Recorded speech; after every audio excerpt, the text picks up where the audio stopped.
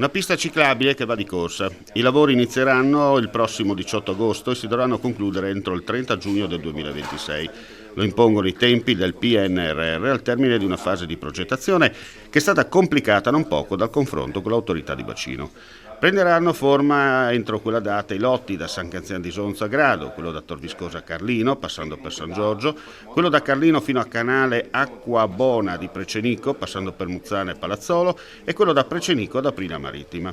E questo è lo stingente cronoprogramma della cosiddetta Trilive Trieste-Lignano-Venezia, che andrà a interessare il territorio della Bassa e della Riviera Friulana. Dirigenti e tecnici regionali hanno spiegato ai sindaci dei comuni interessati lo stato dell'arte di un'opera considerata da tutti fondamentale per alimentare il rilancio turistico dell'area. Un intervento fondamentale perché collegare Trieste a Lignano passando per questo territorio significa creare delle opportunità di sviluppo ciclabile e turistico enormi.